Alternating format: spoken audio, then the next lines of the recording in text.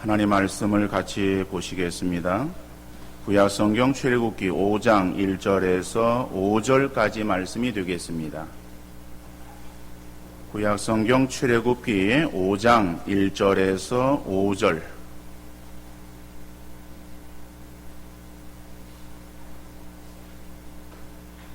말씀을 제가 읽어드리겠습니다. 그 후에 모세와 아론이 바로에게 가서 이르되 이스라엘의 하나님 여호와께서 이렇게 말씀하시기를 내 백성을 보내라. 그러면 그들이 광야에서 내 앞에 절기를 지킬 것이니라 하셨나이다. 바로가 이르되 여호와가 누구이기에 내가 그의 목소리를 듣고 이스라엘을 보내겠느냐? 나는 여호와를 알지 못하니 이스라엘을 보내지 아니하리라. 그들이 이르되 히브리인의 하나님이 우리에게 나타나셨은즉 우리가 광야로 사흘 길쯤 가서 우리 하나님 여호와께 제사를 드리려 하오니 가도록 허락하소서. 여호와께서 전염병이나 칼로 우리를 치실까 두려워하나이다. 애굽 왕이 그들에게 이르되 모세와 아론아 너희가 어찌하여 백성의 노역을 쉬게 하려느냐? 가서 너희의 노역이나 하라. 바로가 또 이르되 이제 이 땅의 백성이 많아졌거늘 너희가 그들로 노역을 쉬게 하는도다 하고. 아멘. 지혜로운 사람과 미련한 사람의 차이를 여러분은 무엇이라고 생각을 하십니까? 물론 그렇게 묻는다면은 여러 가지로 생각할 수 있을 거예요. 한 가지로 대답하기가 쉽지 않기에 대답할 말이 좀 난해하리라고 생각합니다. 그러나 쉽게 생각하면은 지혜로운 사람은 말을 하면은 즉각적으로 순종하는 사람이고 미련한 사람은 말할 때 듣지 않고 있다가 꼭 얻어맞고야 그 일을 하는 사람, 이렇게 살펴볼 수가 있어요. 그렇죠?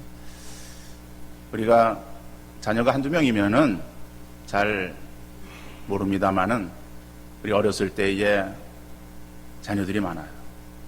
그러면은 어떠한 자녀들은 부모에게 있어서 야단을 많이 안 맞고 매를 안 맞고 그리고 잘하는 그러한 자녀가 있는가 하면 어떤 자녀는 꼭 매를 벌어. 그래가지고 부모에게 야단을 맞고 매를 맞고 나서야 자기 고집도 꺾고 그리고 어떤 그 일을 행하는 그러한 그 자녀들을 볼 수가 있습니다. 오늘 본문에 보니까는 바로가 나와요. 근데 바로는 물론 하나님께서 그의 마음을 강팍해 좀 무디게 그렇게 만들기도 하셨지만은 하나님의 의도하심이 있지만은 하나님께서 바로에게 말씀하실 때에 그 말씀에 대해서 바로 순종하지 아니하고 거절합니다. 거절하는 그러한 바로로 인해서 그 백성에게 많은 재앙이 내리는 거예요. 그러니까 백성들은 그 바로가 하나님 말씀을 즉각적으로 순종하지 아니하고 그 거부하고 거절하는 일로 인해서 굉장히 어려움을 당하는 거예요. 그래서 많은 어려움을 당하고 난 뒤에야 그리고 바로는 이스라엘 백성들을 이제 내보내고 있는 것을 우리가 보게 되어집니다. 자, 그래서 바로는 미련한 사람입니다. 그죠? 오늘 우리 가운데에 하나님 앞에 미련한 그러한 성도가 아니라 지혜로운 우리 성도들 다 되어질 수 있기를 간절히 바랍니다. 하나님께서 모세를 통해서 하나님의 역사를 이루어 가기를 원하셨고, 근데 이 모세도 연약한 인간인지라 하나님께서 부르실 때에 즉각적인 순종을 하지 못하고 있다가 결국 하나님의 이 노를 발하심에 화를 내시는 그러한 그 지경에 이르게 되어서야 돌이키는 거예요. 그리고 이제 하나님의 그러한 명령을 가지고 시행하는 그러한 모세. 그러나 하나님께서는 이 모세에게 은혜를 베풀어 주세요. 그렇게 순종하며 나가는 그 모세에게 있어서 염려했던 그러한 그 모든 상황들을 다 평안케 하시는 형통의 복을 허락하시기도 하시고, 또 모세가 나갈 때에 두려워하는 마음을 가지고 나가는 것을 아시는 하나님께서 내가 너와 함께하겠다 라고 하는 임마누엘의 그러한 그 복을 주시면서 증표로 모세가 들고 있는 지팡이를 하나님의 지팡이라고 칭하고 계셨던 것을 우리가 보았습니다. 더 나아가서 하나님은 약속을 이루시는 그런 하나님, 그래서 그 약속을 지키시는 하나님이심을 다시 재차 말씀하시고 강조하시는 것을 우리가 살펴보았습니다.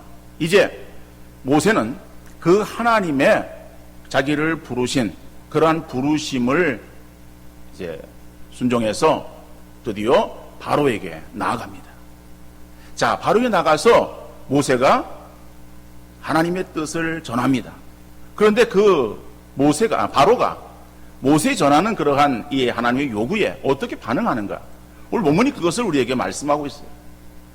첫째로 보면은 모세의 요구를 우리가 생각해 볼 수 있습니다.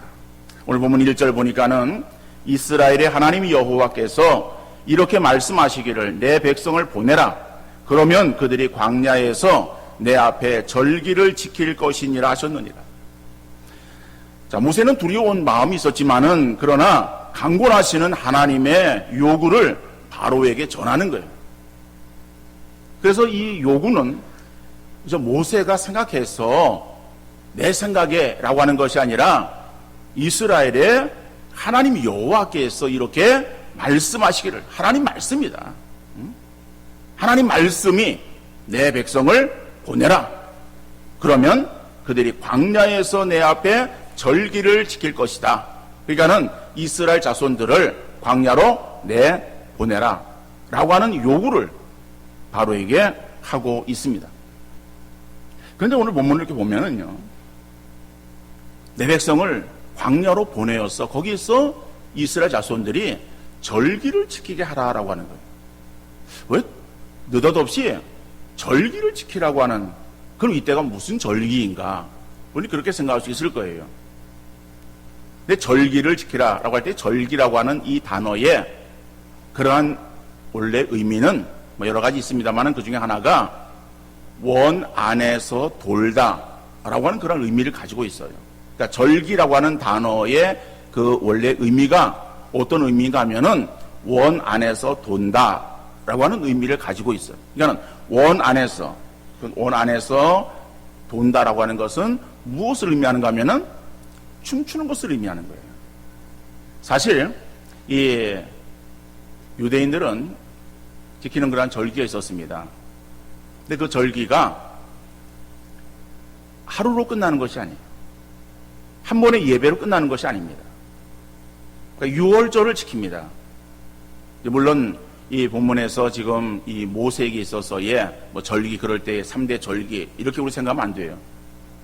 이거는 지금 그 율법적으로 절기를 지키라라고 하는 그러한 그 법이 그러니까 주어지기 전에 그러한 그 사건입니다. 그런데 어떤간에 우리가 그 절기라고 하는 것을 볼 때에 여러분 6월절을 지키고 그 다음에 두 번째 7.7절을 지키고 그 다음에 장막절을 지키는, 이게 유대 3대 절기예요. 자, 그런데 6월절을 지키라라고 하면서 성경에 보면은 그 다음에 또 무교절이라고 하는 말이 나와요. 이 말이 무슨 말인가? 그러니까 6월절이라고 하는 것은 이스라엘이 출애굽을 한 거, 애굽에서 이렇게 구원해서 나오게 되어진 것을 기념하는 그러한 날이 6월절이에요. 그러니까 6월절의 절기를 하나님 앞에 제사를 드리고, 그리고 그때에 먹은 음식이 있어요. 그것이 무교병이에요. 누룩이 없는 떡을 먹었어요. 쓴 나물을 먹고 양을 잡아서 고기를 먹었어요. 이런 음식들을 먹으면서 6월절 절기를 지키는, 그 절기는 한 주간을 지키는 거예요.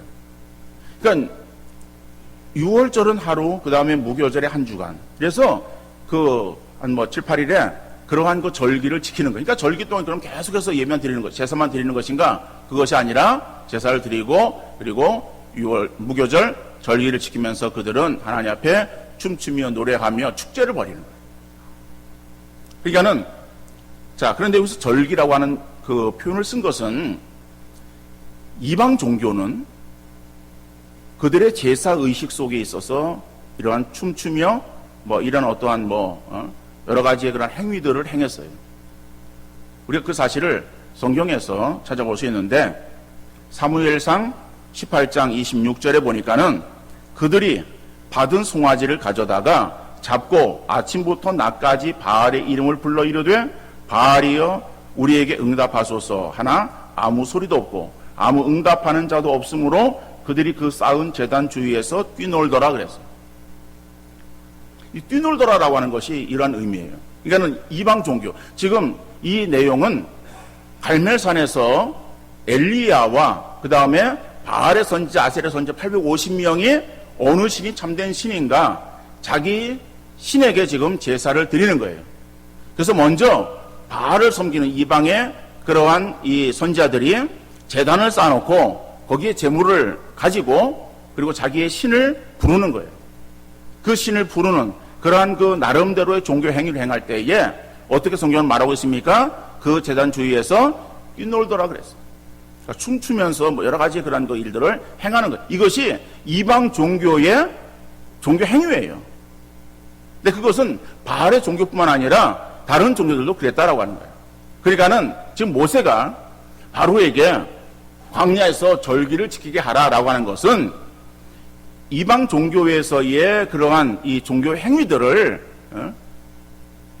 연상시키면서 그래서 비유적으로 우리가 하나님께 제사를 드리겠다라고 하는 비유적인 표현이에요. 자, 그런데 그러한 요구에 바로가 허락을 하는가 하면은 거절을 합니다. 근데 거절하는 그런 거절에도 모세는 지체하지 아니하고 계속해서 요구하는 거예요. 3절에 보면은 그들이 이르되 히브리인의 하나님이 우리에게 나타나셨은즉 우리가 광야로 사흘 길 좀 가서 우리 하나님 여호와께 제사를 드리려 하오니 가도록 허락하소서. 자, 그러니까 이 3절에서는 1절에서는 절기라고 하는 표현을 썼는데 3절에서는 뭐예요? 제사를 말합니다. 그죠? 그러니까 우리가 이제 더 이상의 그들의 어떠한 이해를 돕기 위해서 절기라고 하는 표현을 쓰지 아니하고 제사를 드리겠다. 근데 제사를 드리는데 광야로 사흘길쯤 가서 우리 하나님께 여호와께 제사를 드리겠다라고 하는 거예요. 그런데 그 제사를 드리도록 허락해달라. 그러지 않으면 하나님께서 전염병이나 칼로 우리를 치실까 두려워한다 라고 말하는 거예요. 자, 그러면은 모세가 왜 이스라엘 백성들로 하여금 사흘길 좀 가서 광야에서 제사를 드리겠다라고 요구했는가라고. 아니, 그러니까 자기가 이제 거하고 있는 그 옆에 한적한 곳에 가서 제사를 드리면은 안 되고 꼭 광야로 가서 드려야 되는가? 근데 광야로 가서 제사를 드리겠다라고 하는 것은 제사에 전념하겠다. 온전히 하나님께만 제사를 드리겠다. 다른 데 방해받지 않고 하나님께만 온전히 제사를 드리기를 원한다라고 하는 그러한 의미에서 하는 말이에요. 왜 그런가 하면은 여러분, 우리가 잘 알고 있는 대로 제사에는 제물이 있어야 됩니다. 제물이 있는 제사가 하나님께서 받으시는 제사죠. 자, 근데 그 제사에 드려지는 제물은 어떠한 짐승인가 하면은 정결한 짐승이에요. 그래서 비둘기나 양이나 염소나 소로 드리는 거예요. 성경에 그 이외의 짐승들은 허락되지 않았어요. 자, 그러면은 양도 드리고 그 다음에 또 백성들을 위해서는 이제 소를 드리고 그럴 거예요. 근데 여러분, 소를 끌고 와서 소를 잡아서 제사를 지내요. 그거를 바라보는 애굽 사람들이 어떻게 생각하겠어요? 오, 저들이 저렇게 드리는구나 하고선 이상한 눈으로 그냥 쳐다보겠습니까? 아니요. 이 애굽 사람들이 그러한 그 제사를 방해할 거예요. 왜 방해하는가 하면은 소는 애굽의 신이에요. 애굽 사람들이 섬기던 신이었어요. 우리가 그걸 어떻게 할 수 있는가 하면요, 출애굽기 32장 4절에 보니까는 아론이 그들의 손에서 금고리를 받아 부어서 조각칼로 새겨 송아지 형상을 만드니 그들이 말하되 이스라엘아 이는 너희를 애굽 땅에서 인도하여 낸 너희의 신이로다 하는지라. 여러분, 이 내용은 모세가 이제 하나님의 그러한 말씀을 받으러 산에 올라가는 거예요. 나중에 32장이기 때문에 이제 뒤쪽에 나오는 그런 내용이죠. 자, 근데 거기 보면 그렇게 나와요. 그러니까는 산에 올라가는데 그 산에 올라가서 그래서 바로 그 다음에 내려오는 것이 아니라 그 위에서 하나님 말씀을 받아요. 그러니까 아무도 거기를 못 올라가요. 하나님 계신 곳이기 때문에 허락되어진 모세만 올라가고 나머지는 그 산 밑에 있는 거예요. 근데 산 밑에서 기다리는데 기다리는 이스라엘 백성들이 조급한 거예요. 아니, 산에 올라간 모세가 빨리 내려오지 않고 뭐 하느냐? 혹시 모세가 산에서 죽은 거 아닌가? 뭐 여러 가지 막 그냥 말들이 많았을 수 있어요. 그러니까는 뭐 사람들 가운데서 야, 이제 더 이상 못 기다리겠다. 그러니까는 아론아, 너는 우리를 위해서 신을 만들라 그러는 거야. 그래, 그러면은 야, 니들 가지고 있는 금부치들 그럼 가져와라. 그 금부치들을 모으는 거야. 그 금부치는 우리가 앞에 있는 내용이기 때문에 여러분들이 지금 살펴보지 않아서 잘 모릅니다만은 이 출애굽을 할 때에 가지고 나온 거예요. 그 옆에 주변의 사람들이 주기도 하고 뭐 잘 가지고 있던 거 이렇게 모아가지고 가지고 나온 금부치야. 나중에는 이제 그 성전을 만들 때에 그것이 드려지는 것입니다. 자, 어떡하네 그냥 가지고 있는 금부치가 있어요. 근데 금부치들을 가지고 아론에게 갖다가 바치는 거예요. 그랬더니 아론이 그 금부치들을 가지고서 뭘 만드는가 하면은 송아지 형상을 만드는 거예요. 왜 송아지 형상을 만들었을까라고 하는 거죠. 그거는 애굽 사람들이 섬기던 신이었는데 자기들이 애굽에 들어가서 생활하면서 그 애굽 사람들이 섬기던 그 송아지 형상의 신, 그것 앞에 자기들도 절하고 섬겼어요. 그리고 지금 이제 출애굽해가지고 광야에 나와 있는 것이거든요. 그러니까는 그들이 알고 있는 것은 그거밖에 없는 거예요. 그러니까는 그 애굽의 신인 송아지 형상을 만들어 놓고 그리고 아론이 뭐라고 말합니까? 이 신이 송아지가 우리를 애굽에서 인도에 냈다라고 하는 거예요. 그러면서 그 앞에서 뭐예요? 뛰어노는 거예요. 그러니까는 그 소는 그러니까 이 애굽 사람들이 섬기던 신이거든요. 근데 그 신을 하나님 앞에 제물로 드린다고 한다면은 그거를 본 애굽 사람들이 가만히 있겠어요? 노발대발하고선 저런 저 망측한 뭐 이러면서 난리가 나지 않겠습니까? 그래서 제사를 방해할 거예요. 그래서 모세는 그 이스라엘 백성들을 이끌고 광야로 가서 한적한 곳에서 그래서 정말 하나님 앞에 온전한 제사를 드리겠다라고 요구하는 거예요. 자, 이러한 그 요구에 바로 어떻게 대응합니까? 그 대응하는 그러한 이 반응은 단호하게 거절합니다. 오늘 보면 2절 말씀 보니까는 바로가 이르되 여호와가 누구이기에 내가 그의 목소리를 듣고 이스라엘을 보내겠느냐? 나는 여호와를 알지 못하니 이스라엘을 보내지 아니하리라 그랬어요. 여러분, 여기서 바로가 나는 여호와를 알지 못한다라고 말하는 거예요. 여기서 알지 못한다라고 하는 것은 단순히 하나님이 어떠한 신인지 모르겠다라고 그렇게 말하는 것이 아니라 바로 이것은 하나님을 무시하는 거예요. 왜 무시했는가 하면은 지금 바로는 그 당시 고대 이 왕국의 왕이에요. 그런데 그 자기의 그런 그 나라가 이 아주 절대 왕국이야. 다시 말하면 그 이집트는요 강대한 나라예요. 큰 나라예요. 조그마한 그런 나라가 아니에요. 그러니까 큰 나라에 그것도 자기가 왕이야. 그 왕인 자기가 지금 누구의 말을 들어야 되는가 하면은 애굽의 신도 아니라 자기네 큰 나라의 그 애굽의 신이 아니라 지금 히브리 민족은 유목민이에요. 그 유목민들 보잘것 지금 종살이하고 있는 그러한 그 이스라엘 자손들이 섬기는 그러한 그 신인 하나님이라고 하는 거예요. 그러니 그따위 그 하나님, 내가 그 하나님을 내가 그 말을 듣겠느냐 이런 거죠. 근데 그런 의미로 지금 얘기를 하고 있는 거예요. 그러니까는 이 모세가 우리 백성을 보내지 않으면 그 하나님께서 너에게 전염병이나 칼로 치실까 두렵다라고 말하는 거예요. 바로 이것은 여호와께 제사를 드리도록 허락하지 않으면은 하나님께서 우리에게 질병을 내리시거나 전쟁의 피해를 입게 하실 것이다. 여러분, 우리가 쓰는 말 중에서 너 그렇게 나쁜 짓 하다가는 천벌받는다 이런 말을 쓰죠. 그러니까 이 말이 이런 표현이에요. 하나님께서 그런 벌을 내리실 것이다 뭐 이런 것이죠. 근데 사실 하나님은 우리가 잘못했을 때에 잘못한 그 즉시로 우리를 벌하시고 우리를 뭐 심판하시고 우리에게 있어서 책하시는 뭐 그런 하나님은 아니세요. 근데 우리 성도들은 늘 이러한 마음의 자세를 가지고 있어요.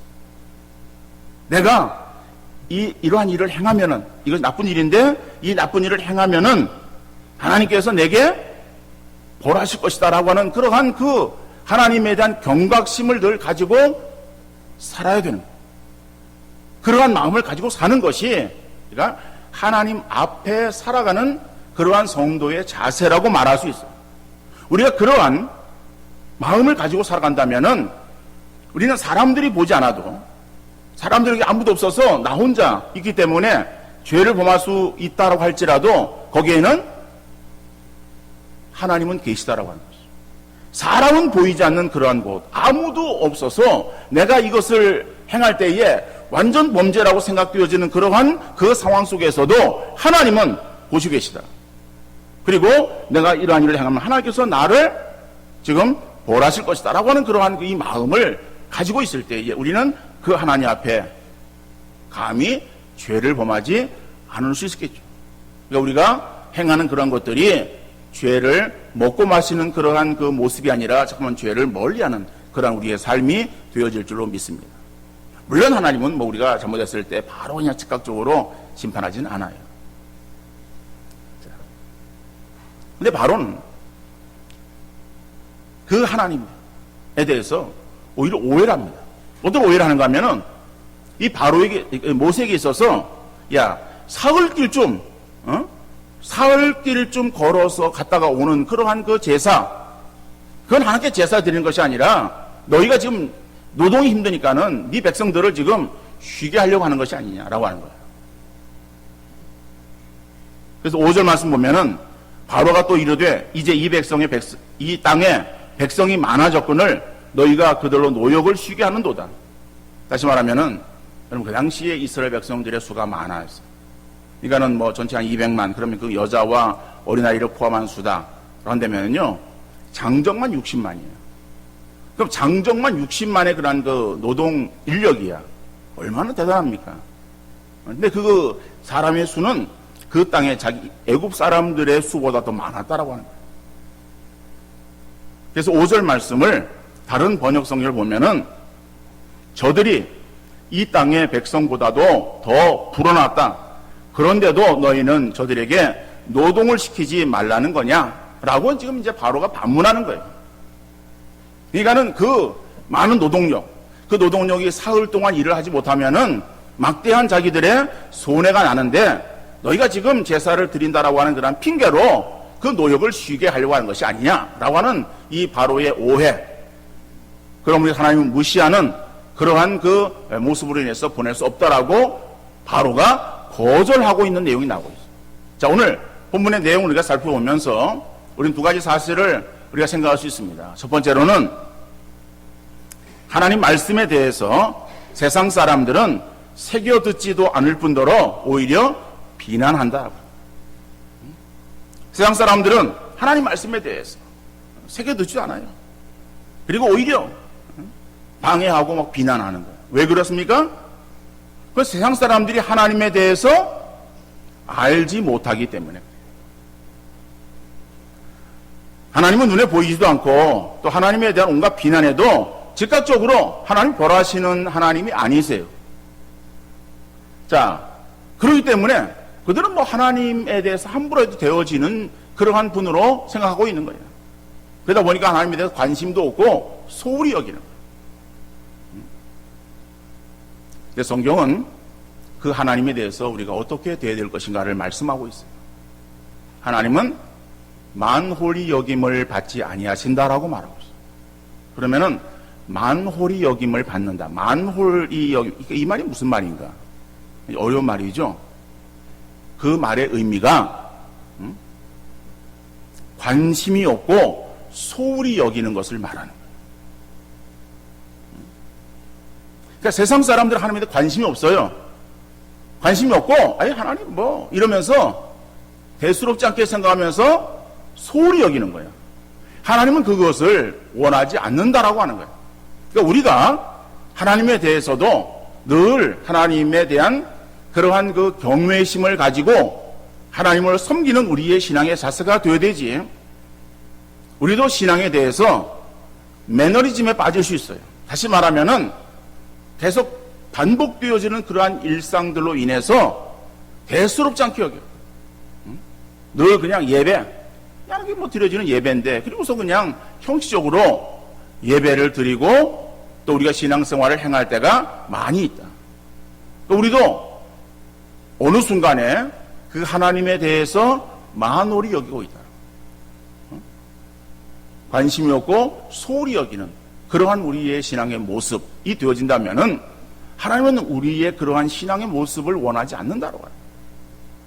그러니까 세상 사람들은 하나님을 모르기 때문에 그렇게 행한다라고 할지라도 우리 성도들은, 그리스도인들은 하나님에 대해서 경외심을 가지고 늘 두렵고 떨림으로 하나님을 섬기는 그러한 우리의 믿음의 자세가 되어야 될 줄로 믿습니다. 그러니까 세상 사람들은 그렇게 대하는 거예요. 하나님에 대해서 관심도 없어요.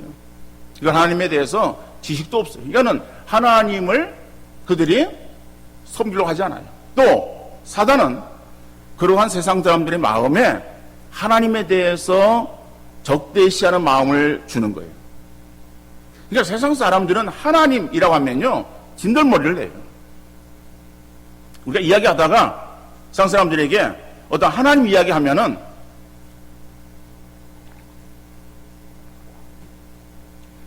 세상 사람들이 귀를 쫑긋하고 우리 이야기에 귀를 기울입니까? 잘 이야기를 하다가도 하나님 이야기하면요 그냥 귀를 돌려버리는 거예요. 그리고 하나님에 대해서 비난하기도 해요. 그러니까 세상은 하나님에 대해서 우호적으로 받아들이는 그러한 곳이 아니다라고 하는 거예요. 또 세상 사람들은 또 그렇다라고 하는 거예요. 그러니까 공중권세를 잡고 있는 사단의 수하에 있는 그러한 무리들이기 때문에 하나님에 대해서 적대적인 관계를 형성하고 있어요. 하나님 모른다라고 하는 거예요. 바로가 내가 하나님을 어찌 알랴 하나님 모른다라고 말하듯이 세상 사람들이 그렇게 말하고 있다라고 합니다. 그런데 우리는 그 세상 사람들에게 하나님께서 우리를 보내신 거예요. 하나님께서 모세를 바로에게로 가기 싫어하는 그러한 이 모세를 강권해서 가라, 가서 전하라, 그리고 이 백성을 이끌어내라 라고 하나님의 명령이 바로 모세에게 주어졌어요. 그 강권하시는 하나님의 그러한 이 음성, 이것이 오늘 우리 성도들을 향해서 주시는 음성이에요. 오늘 우리들에게도 뭐라고 말씀하십니까? 너희는 가라. 어디로? 어디로 가요? 세상으로 가라. 너희는 가서 모든 족속으로 제자를 삼아. 너희는 가라 세상으로. 가서 누구를 전하라? 하나님을 전하라라고. 하나님을. 근데 하나님은 세상 사람들이 듣기 좋아하는 소리가 아니에요. 관심 있는 대상이 아니야. 근데 그러한 사람들에게, 귀를 막고 있는 그들에게 우리 가서 그 하나님을 전하라라고 하는 거예요. 하나님을 알지 못해서 믿지 못하고 결국 하나님의 진노의 그러한 그 대상으로 지옥에 떨어지지 아니하도록 너희는 가라. 그러므로 이번 가을에는 우리가 함께 신앙생활을 하고 있다가 쉬고 있는 나의 소중한 사람이 누구인지를 찾아서 그들에게 다가갈 수 있는 우리 성도들이 되어질 수 있기를 바랍니다. 우리가 보면은 새로운 전도 대상자를 우리가 선정해서 그들에게 가도록 그렇게 여러분들에게 말씀을 드렸습니다. 근데 가을에는 그 대상을 좀 바꾸어서 우리가 함께 신앙생활을 행하고 있던 그러한 그 사람들, 근데 그 사람들 가운데서 지금 교회에 발걸음을 옮기지 못하고 쉬고 있는 사람들, 다시 말하면 그들의 신앙이 떨어져 있는 그러한 그들에게로 우리가 가야 된다라고 하는 것이죠. 하나님 우리를 보내기를 원하신다라고 하는 거예요. 그런데 그들은 세상 사람들과 별반 다를 바가 없어요. 왜 그런가 하면은 우리의 신앙이라고 하는 것은 신앙이 우리가 늘 있는 것 같죠? 근데 우리의 신앙은 늘 있는 것이 아니에요. 여러분 착각하지 마세요. 그래서 우리의 신앙이 내가 지금 어떠한 상태에 있는가를 늘 돌아보셔야 돼요. 계시록에 보면은 그 믿음이 어디서 떨어진가를 살피라고 말씀하고 있어요.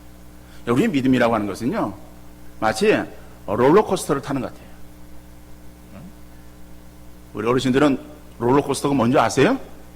무슨 말을 하는 거요? 놀이동산에 가면은요, 이 막 여러 가지 놀이기구들이 있어요. 그 놀이기구들 가운데서 타고 있으면은요, 안전바가 딱 내려와서 이걸 몸을 딱 밀착을 시키고 그리고 이제 출발하는 거예요. 출발하는데 그냥 앞으로만 가는 게 아니라 막 이게 위로 올라가. 위로 막 올라갔다 갑자기 막 밑으로 쫙 떨어지는 거예요. 이게 막 왔다 갔다. 정신이 없어요.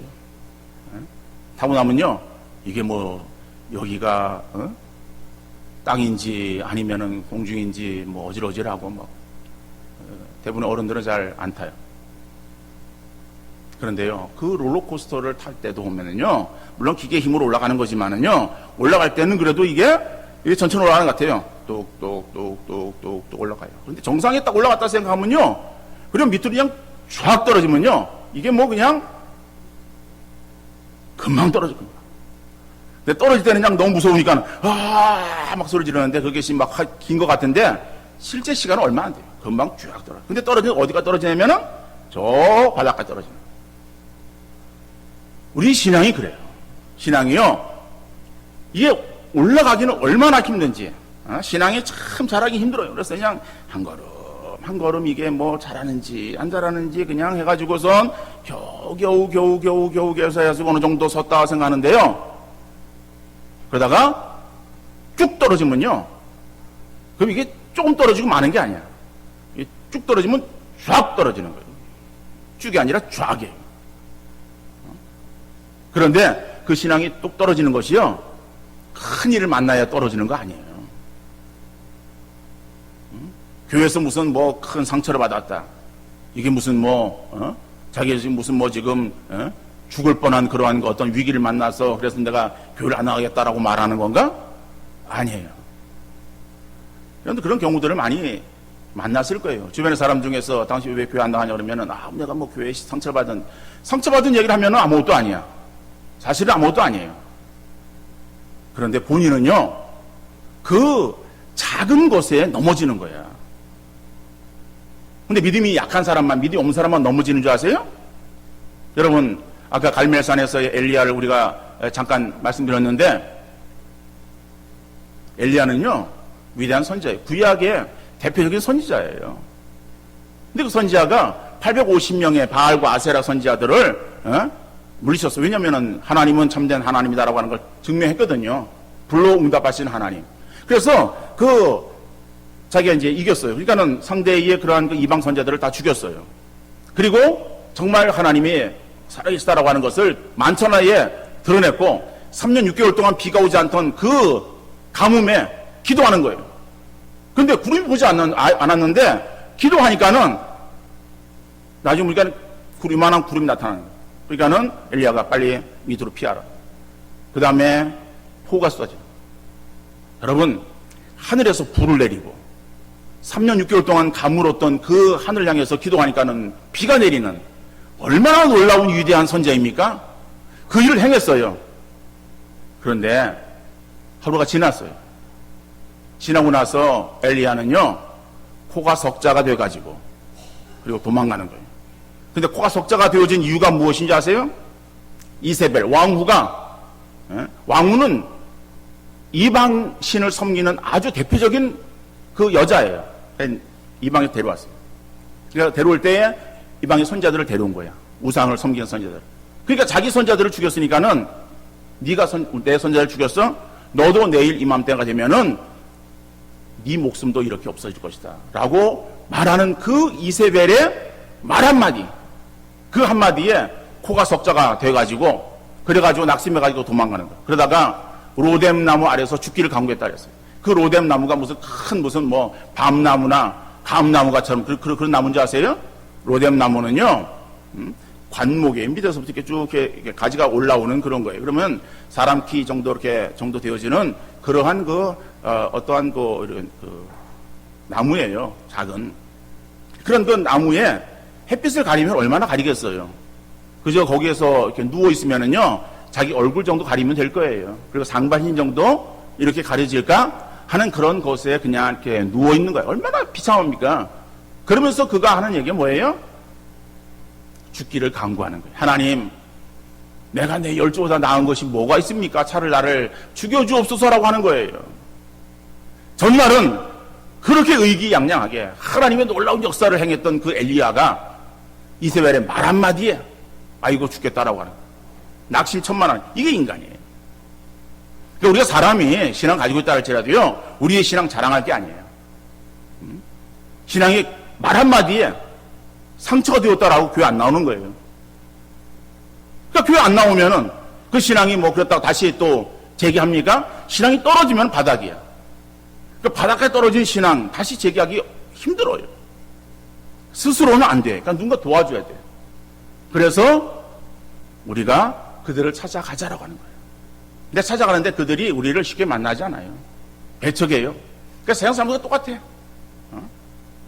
그러지만은 모세가 바로에게 있어서 거절당하자 그냥 포기하는 것이 아니라 계속해서 바로에게 요구하듯이 여러분 열정을 가지고 우리의 그러한 대상자들을 찾아가서 만나고 그들을 권하고 일으켜 세우는 그러한 일들을 감당할 수 있는 우리 귀한 성도들 되어질 수 있기를 간절히 바랍니다.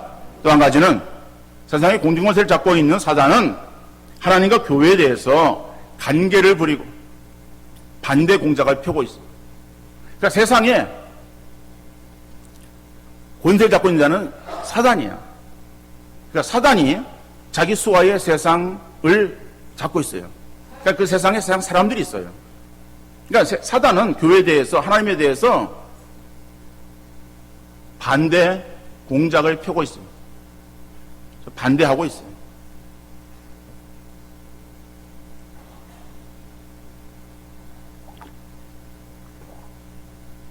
여러분 반대하는 그런 입장에서는 반대하는 그런 그 상대에게 어떤 말 하겠어요? 좋은 말 하겠어요? 좋은 말 할 리가 없어요. 나쁜 말 하는 거예요. 마찬가지예요. 사단은 세상은 교회에 대해서 어떻게 말합니까? 좋게 말하겠어요? 우호적으로 말하겠어요? 호의적인 태도를 갖겠어요? 아니에요. 반대하는 거예요. 반대 소리 하는 거예요. 엉뚱한 소리 하는 거예요. 반기독교적인 정서를 확산시켜서 사람들로 하여금 교회에 대해서 불신을 조장하고 여러 가지 문제를 만들어서 교회를 무너뜨리려고 하는 거예요. 이게 사단의 계략이에요. 그러니까는 마지막 때 가까울수록 사단이 좀 더 극심하게 아주 교회에 대해서 이러한 일들을 많이 행해요. 이것이 마지막 가까워오고 있다라고 하는 하나의 어떤 증거다라고 하는 거예요. 여러분, 그렇지요. 교회에 대해서 물론 세상이 늘 우호적이지 않았습니다. 그런데 요즘 점점 어때요? 더 세상이 교회에 대해서 안티. 그래서 우리 안티라고 하는, 영어로 안티라고, 이게 반기독교적인 그러한 정서예요. 이런 것들을 가지고서 교회를 계속 공격하는 거예요. 그러니까 이럴 때에 우리 성도들은 어떻게 돼요? 교회를 위해서 더 깨어서 기도해야 된다라고 하는 거예요. 그러니까 사단은 미혹하는 영이기에 하나님과 교회를 넘어뜨리기 위해서 가진 관계를 꾀하지만은 교회 안에 있으면서 교회에 대해서 비난하고 헐뜯고 오히려 반기독교적인 그러한 소리와 행동을 하는 그러한 사람들은 도대체 어떠한 사람들인지 그들의 정체성에 대해서는 의심이 가능합니다. 세상은 교회에 대해서 반대적인 그러한 그 입장을 가지고 있어요. 그래서 당연히 세상은 교회에 대해서 엄한 소리 하고 그리고 비난하고 욕을 하고 그럴 수 있어요. 그런데 교회 안에 있는 사람들이 그들과 동조해서 그들의 소리를 다시 크게 교회 안에서 행하고 있어요. 그리고 스스로는 의인인 것처럼 얘기를 하는 거예요. 여러분, 그들의 정체성을 우리가 의심하지 않을 수밖에 없다라고 하는 것이죠.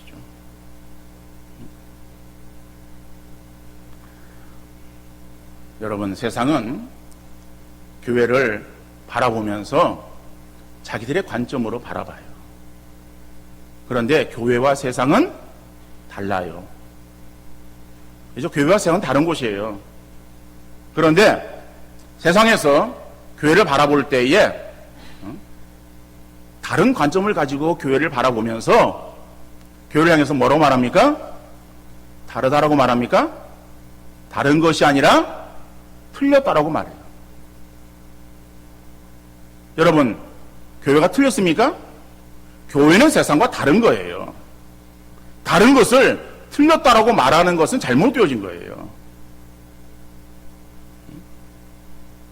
길이를 재는 그러한 이 기준은 자예요, 자. 길이는. 근데 그 자를 가지고 물의 양을 잴 수 있어요? 물의 양을 잴 수는 없어요. 그러면은 자를 가지고 물이 얼마큼 되어지는가라고 재려고 할 때에 재지지 않는다고 그걸 잘못되었다고 말할 수 있어요? 그거는 길이를 재는 자로 가지고서 물을 잴 수 없으면 물을 잴 수 있는 그릇을 가지고 물의 양을 재야지요. 기준이 달라요.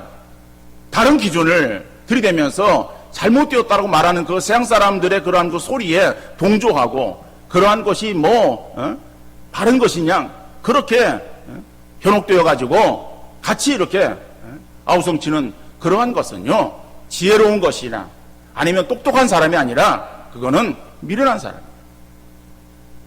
왜냐하면 기준을 모르기 때문에. 교회가 어떠한 곳인지를 모르기 때문에. 교회는 교회로서의 그러한 그 기준이 있어요. 그 기준이 뭐예요? 성경이에요. 그 성경의 기준을 가지고 교회를 판단하는 거예요. 그래서 그 교회가 성경적으로 잘 되었는가 잘못 되었는가라고 하는 거예요. 종교개혁자들이 종교개혁을 일으킬 때에 그들의 기준을 삼았던 것은 성경이에요. 그래서 성경에서 위배되어진 그러한 그 로만 카톨릭을 보고서 성경으로 돌아가자라고 종교개혁을 외쳤던 거예요. 우리의 신앙의 기준은 성경이야.